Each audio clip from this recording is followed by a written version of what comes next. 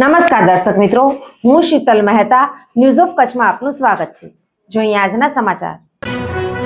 Kalapurnam plywood and laminate તમામ પ્રકારના plywood તથા હાર્ડવેર માટેની ખરીદીનું ઉત્તમ સ્થળ કલાપૂર્ણમ આર્કેડ, બીસીસીબી બેંક સામે, new station road, Bhuj. Ketu Mehta 9408619451।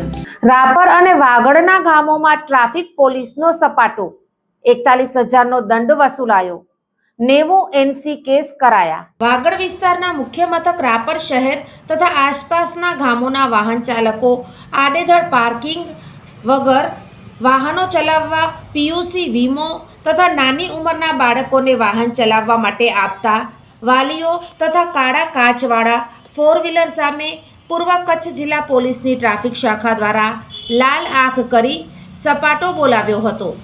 In charge PSI DJ પ્રજાપતિના વડપણ હેઠળ જિલ્લા ટ્રાફિક શાખાના સ્ટાફએ રાપર શહેરના ગુરુકુળ રોડ, રાપર ભુજ પ્રાગપર ચોકડી, દેના બેંક ચોક, સલારી નાકા, ત્રંબો ચોકડી સહિતના વિવિધ વિસ્તારોમાં વાહન ચાલકો સામે લાલ આંખ કરી સપાટો બોલાવ્યો હતો, જેમાં બ્લેક ફિલ્મવાળા 30 જેટલા વાહનોમાંથી કાચ દૂર કરવામાં આવ્યા હતા।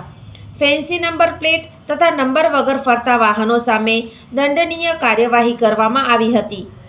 MV એક્ટ મુજબ 90 NC દ્વારા 41.400નો સ્થળ દંડ તથા 13 વાહનો ડિટેઇન કરી દંડાત્મક કાર્યવાહી કરવા માટે RTOને મોકલી આપવામાં આવ્યા હતા।